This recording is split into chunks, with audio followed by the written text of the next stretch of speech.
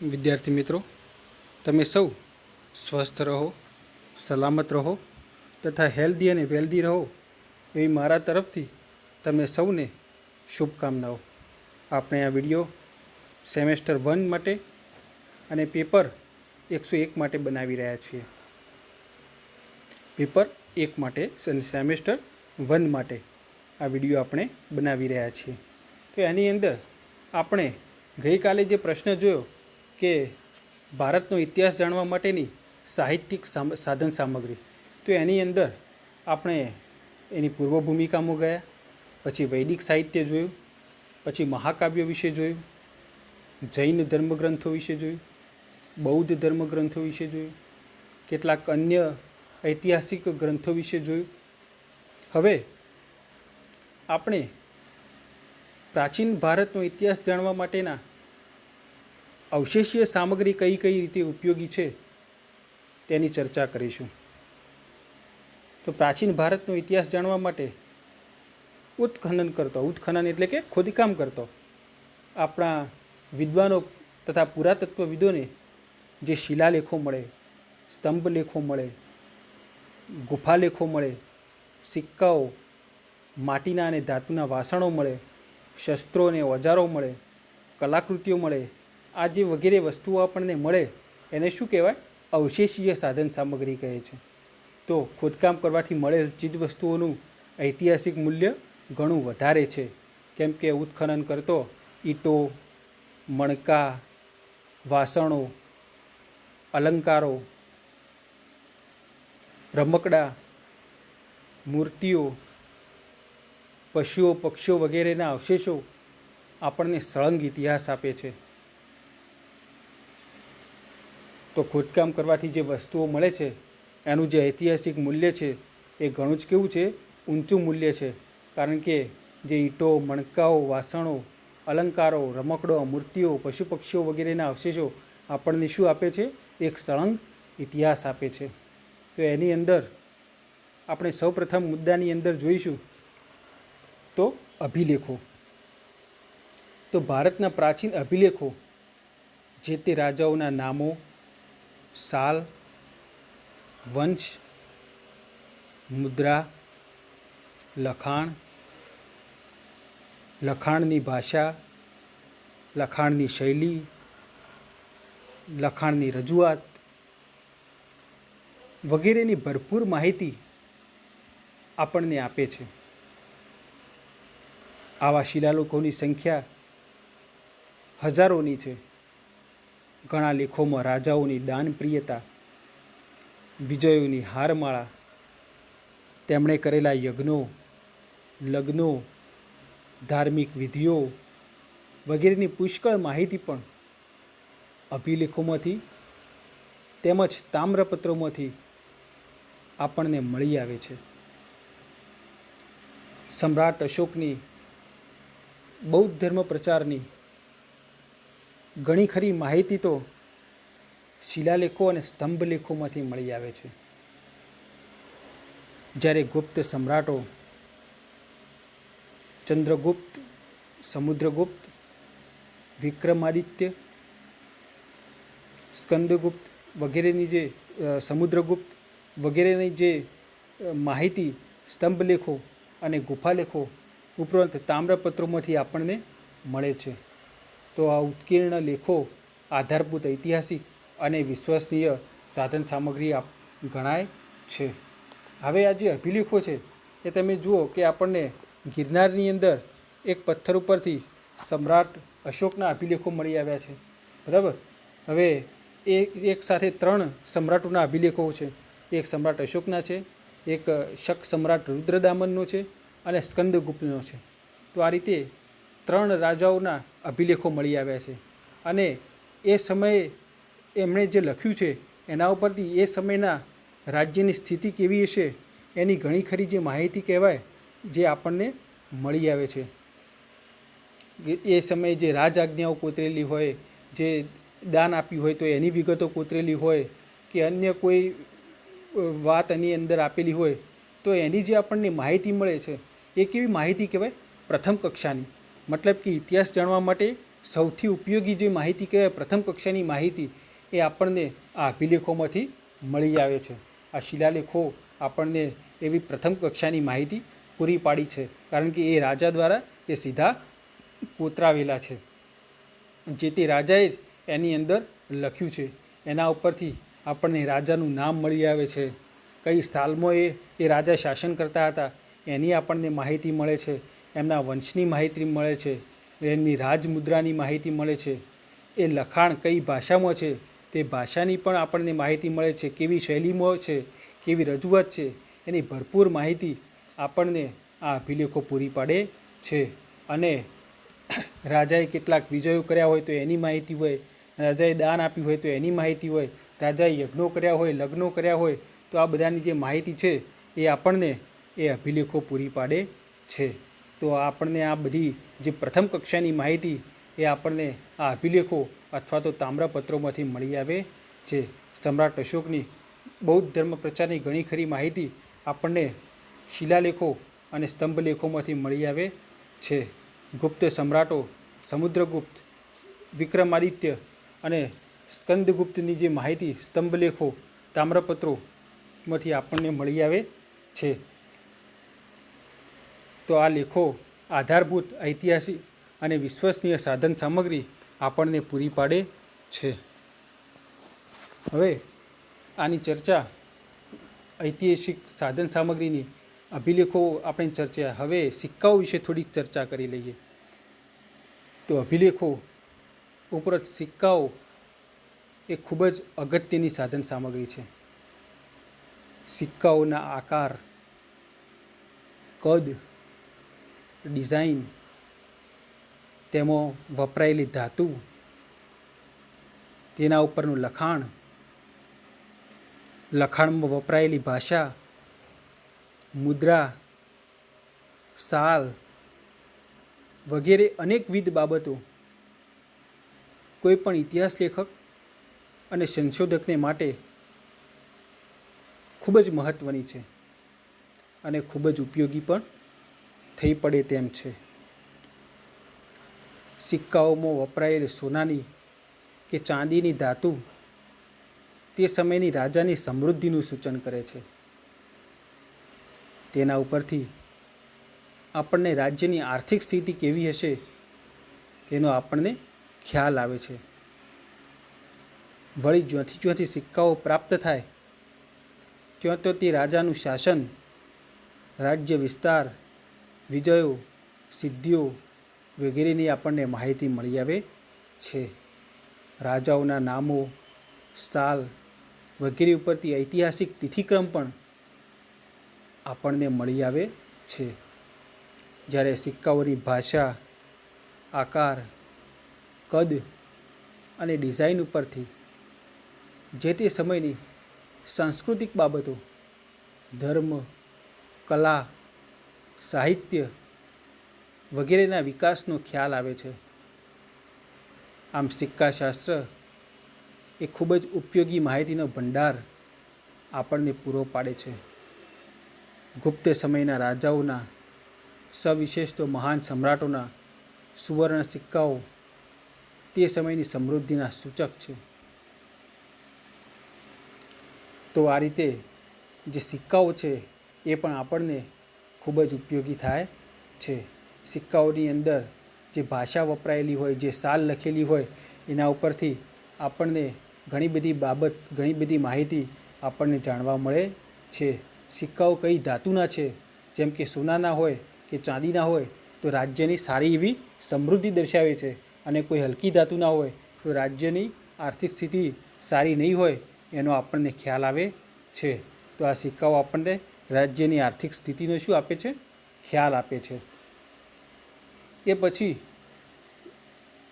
રાજ્યનું શાસન કેટલા વિસ્તારમાં હશે એનો ખ્યાલ પણ એના સિક્કાઓ કેટલા વિસ્તારમાંથી મળી આવે છે એના ઉપરથી એનો રાજ્ય વિસ્તાર અને એના વિજયો રાજાના એની આપણને માહિતી મળી આવે છે. તથા એ સિક્કાઓ ઉપર જે ભાષા હોય તો એ સમયે કઈ ભાષા ચાલતી હશે રાજ્યની અંદર એનો પણ આપણને સિક્કાઓની ઉપર જે ભાષા વાપરી હોય એના ઉપરથી ખ્યાલ આવે છે. આ ઉપરાંત સિક્કાઓના આકાર, કદ અને ડિઝાઇન ઉપરથી આ જે રાજ્ય છે એણે સાંસ્કૃતિક વિકાસ એટલે કે ધર્મ, કલા, સાહિત્યમાં જે વિકાસ કર્યો છે એ કેટલો હશે એનો ખ્યાલ એ સિક્કાના આકાર, કદ અને ડિઝાઇન તથા ભાષા ઉપરથી આપણને આવી શકે છે. આમ સિક્કાશાસ્ત્ર એ ખૂબ જ ઉપયોગી માહિતીનો ભંડાર જે કહેવાય એ આપણને પૂરો પાડવાનું કામ કરે છે. તો આ રીતે જે સિક્કાશાસ્ત્ર છે, ખાસ કરીને ગુપ્ત સમયના રાજાઓના અને સવિશેષ તો મહાન સમ્રાટોના સુવર્ણ સિક્કાઓ તે સમયની આપણને તે સમયની સમૃદ્ધિનો ખ્યાલ આપે છે. તો આ રીતે આપણા જે અવશેષીય સાધન સામગ્રી છે એની અંદર સિક્કાઓ પણ ખૂબ જ અગત્યનો રોલ ભજવે છે. આ પછી મુદ્રાઓ. તો રાજ્યની અંદર ઘણી બધી આ જે મુદ્રાઓ છે, રાજ્ય મુદ્રાઓ, એ આપણને ઘણી બધી માહિતી જે કહેવાય એ પૂરી પાડવાનું કામ કરે છે. મુદ્રાઓ ઉપર વપરાયેલા ચિત્રો, કલાત્મકતા અને તેની નીચે મુકાયેલ સૂત્ર વગેરે ઉપરથી ઇતિહાસ લેખકને સારી એવી માહિતી પૂરી પાડે છે. તો આ રીતે મુદ્રાઓ જે છે એ પણ આપણા માટે ખૂબ જ ઉપયોગી માહિતી પૂરી પાડવાનું કામ કરે છે. એ જે મુદ્રાઓ છે એના વપરાયેલા ચિત્રો, કલાત્મકતા અને તેની નીચે મુકાયેલ સૂત્ર ઉપરથી ઇતિહાસ લેખકને સારી એવી માહિતી મળી આવે છે. હવે આપણે જોઈશું કે તામ્રપત્રો. તો આ જે તામ્રપત્રો જે છે, આપણને સૌથી વધારે જો તામ્રપત્રો મળી આવતા હોય આપણા ગુજરાતની અંદર તો મૈત્રક શાસકોના લગભગ 100થી પણ વધારે તામ્રપત્રો મૈત્રક શાસકોના આપણને મળી આવે છે. અને મૈત્રક શાસકોનો જે કડીબદ્ધ ઇતિહાસ જો આપણને કોઈ સાધન પૂરું પાડતું હોય તો આ એમના મળી આવેલા તામ્રપત્રો છે. એ તામ્રપત્રો ઉપરથી આપણને એ વંશનો આખો કડીબદ્ધ ખ્યાલ, એની માહિતી આપણને તામ્રપત્રો ઉપરથી મળી આવે છે. એ તામ્રપત્રો ઉપરથી એની જે વિગતો છે, એની જે ભાષા છે, એના ઉપરથી આપણને ઇતિહાસની ઉપયોગી સારી એવી માહિતી આપણને મળી આવે છે. તામ્રપત્રો કઈ ભાષામાં લખાયેલા છે એના ઉપરથી એ સમયે કઈ ભાષા ચલણી હશે, એ સમયે કઈ લિપિ ચલણી હશે, એનો આપણને એ તામ્રપત્રો ઉપરથી ખ્યાલ આવે છે કે કઈ ભાષામાં લખાયેલું છે અને કઈ લિપિમાં લખાયેલું છે. આ ઉપરાંત જે તામ્રપત્રો છે એની અંદર રાજાઓની જે સિદ્ધિઓની વાત કરી હોય અથવા તો રાજાઓએ દાન આપ્યું હોય તો દાનની જે વાત કરી હોય એના ઉપરથી જેટલા વિસ્તારમાં એ તામ્રપત્રો મળી આવે છે એના ઉપરથી રાજ્યનો વિસ્તાર કેટલો હશે, રાજ્યની સમૃદ્ધિ કેવી હશે, આ બધાનો ખ્યાલ આપણને તામ્રપત્રો ઉપરથી મળી આવે છે. અને એમાંય આપણા જે ગુજરાતની અંદર મૈત્રક શાસકો થઈ ગયા એમના તો 100થી પણ વધારે તામ્રપત્રો મળી આવ્યા છે. અને મૈત્રક શાસનનો કડીબદ્ધ ઇતિહાસ જે કહેવાય એ આપણને તામ્રપત્રો ઉપરથી મળી આવે છે. તો આ રીતે જે તામ્રપત્રો છે એ પણ ઇતિહાસ જાણવાના એક મહત્ત્વના સાધન છે. જે રીતે અભિલેખો ઉપયોગી છે એટલા જ તામ્રલેખો પણ ઉપયોગી છે. તામ્રલેખો એટલા માટે કહેવામાં આવે છે મિત્રો કે તાંબાના પતરા ઉપર આ વસ્તુ લખવામાં આવે છે. રાજાએ દાન આપ્યું હોય તો દાન, એણે વિજય કર્યો હોય તો વિજયો, આ બધાની જે વિગતો છે એ આપણને એ તામ્રપત્રોની અંદર લખેલી જોવા મળે છે. અને તાંબાના પતરા ઉપર લખેલા હોવાને કારણે એને આપણે તામ્રપત્રો તરીકે ઓળખીએ છીએ. તો જેટલા વિસ્તારમાંથી તામ્રપત્રો મળી આવે છે એના ઉપરથી કેટલા વિસ્તારમાં રાજાનું શાસન હશે એનો પણ આપણને ખ્યાલ આવી જાય છે. અને એક પછી એક એની અંદર જે સાલ આપ્યું હોય એના ઉપરથી આ દાન ક્યારે અપાયું હોય, મતલબ કે એ સમયે કયા રાજાનું શાસન છે એ સમયની અંદર એનો પણ આપણને ખ્યાલ આવે છે. આ રીતે તિથિ વાઇઝ આપણને કયા પછી કયો રાજા આવે છે એની કડીબદ્ધ માહિતી આપણને આ તામ્રપત્રો પૂરી પાડે છે. તો આ રીતે તામ્રપત્રો એ આપણા માટે ખૂબ જ અગત્યની અવશેષીય સામગ્રી આપણે કહી શકીએ. હવે એ પછી કેટલાક અન્ય અવશેષીય સાધનો. તો એની અંદર માટી કે ધાતુના વાસણો, પાત્રો, રમકડા, શસ્ત્રો, ઓજારો, કલાકૃતિઓ, આપણને જે તૂટેલી ફૂટેલી અવસ્થામાં મળી આવતા અવશેષો એ જાણે કે કેવો છે, ઇતિહાસનો એક બોલતો પુરાવો છે એમ આપણે એને કહી શકીએ છીએ. એક બોલતો ઇતિહાસ છે એવું આપણે એના વિશે કહી શકીએ છીએ. આ માટી કે ધાતુના જે વાસણો છે, ખાસ કરીને હડપ્પીય સંસ્કૃતિના ઘણા બધા આપણને માટી કે ધાતુના વાસણો, પાત્રો, રમકડા, શસ્ત્રો, ઓજારો મળી આવ્યા છે. એના ઉપરથી આપણને એ સમયના લોકો કેવા વાસણોનો ઉપયોગ કરતા હશે, જેમ કે હડપ્પીય સંસ્કૃતિની અંદર કેટલાક રંગીન વાસણો પણ જોવા મળે છે. એના ઉપરથી આપણને એમની કલાપ્રિયતાનો ખ્યાલ આવે છે. વાસણો ઉપર એમણે જે રંગ ચડાવ્યો હોય છે, જે આપણને ગમી જાય એ રીતનું ઉપર રેખાંકનો કર્યા હોય છે, એના ઉપરથી આપણને એ પ્રજાનો કલાપ્રિયતાનો ખ્યાલ આવે છે. એ સમયના રમકડા મળી આવે છે. તો એના ઉપરથી એ લોકોએ બાળકોના વિકાસ માટે કેટલા આગળ વધ્યા હશે અને કેટલું વિચારતા હશે, બાળકોનો કેટલો ખ્યાલ રાખતા હશે, એ આપણને એ સમયના મળી આવેલા રમકડા ઉપરથી ખ્યાલ આવે છે. એ પછી એ સમયના શસ્ત્રો જે મળી આવ્યા છે એના ઉપરથી હડપ્પીય સંસ્કૃતિમાંથી બહુ જ ઓછા શસ્ત્રો મળ્યા છે. એના ઉપરથી આપણને ખ્યાલ આવે છે કે મોટાભાગે આ સભ્યતા કેવી હશે, વ્યાપારી અને શહેરી સભ્યતા હશે. યુદ્ધની બહુ શોખીન પ્રજા હશે નહીં. એનો આપણને એ ત્યાંથી મળી આવેલા થોડા ઘણા શસ્ત્રો ઉપરથી આપણને એ માહિતી મળી આવે છે. એ પછી ઓજારો મળી આવ્યા છે. તો હડપ્પીય સંસ્કૃતિમાંથી જે ઓજારો મળી આવ્યા છે એના ઉપરથી આપણને એ સભ્યતાના લોકો કેવા કેવા ઓજારોનો ઉપયોગ કરતા હશે એનો આપણને ખ્યાલ આવે છે. જે પણ ઓજારો ત્યાંથી મળી આવ્યા છે એ આપણને એમની બુદ્ધિશક્તિનો પણ એક પુરાવો પૂરો પાડે છે કે એ સમયના લોકો પણ આ રીતના ઓજારો બનાવતા અને પોતાના ખપ પૂરતા એને વાપરતા અને પોતાના કામને એ ઓજારો દ્વારા સહેલું બનાવતા.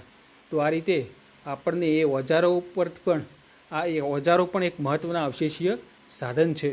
એ પછી એ સમયની જે કલાકૃતિઓ મળી હોય થોડી ઘણી, જે તૂટેલી ફૂટેલી અવસ્થાની અંદર, એ પણ એક મહત્ત્વનું અવશેષીય સાધન છે. તો આ રીતે આપણને આ જે અવશેષીય સાધનો જે આપણે જોયા, માટી કે ધાતુના વાસણો, પાત્રો, રમકડા, શસ્ત્રો, ઓજારો, કલાકૃતિઓ, આ બધા જે તૂટેલી ફૂટેલી અવસ્થામાં મળી આવતા અવશેષો એ કેવો છે, આપણા ઇતિહાસનો એક બોલતો પુરાવો આપણે એને કહી શકીએ એમ છીએ. તો એનો આ જે પ્રશ્ન છે અવશેષીય સાધન સામગ્રી, એનું સમાપન કરતાં આપણે લખી શકીએ કે ઇતિહાસકાર પોતાના લેખનમાં જ્યાં પણ મુશ્કેલી કે મૂંઝવણ અનુભવતો હોય ત્યાં આ અવશેષો પૂરક અને પોષક માહિતી પૂરી પાડે છે. તુલનાત્મક અભ્યાસ કરીને વિવેકપૂર્ણ રીતે આધાર સામગ્રીનો ઉપયોગ કરીને જ ઇતિહાસ આપણે લખી શકીએ છીએ. અને જેમ જેમ આપણે ઇતિહાસ લખીએ છીએ તેમ તેમ તેની અદ્યતન, આધારભૂત અને વિશ્વસનીય માહિતી મેળવીને અગાઉ લખાયેલો ઇતિહાસના લખાણોમાં સુધારા વધારા કરવા જોઈએ અને ઇતિહાસનું પુનર્લેખન સતત ને સતત આપણે કરતા રહેવું જોઈએ.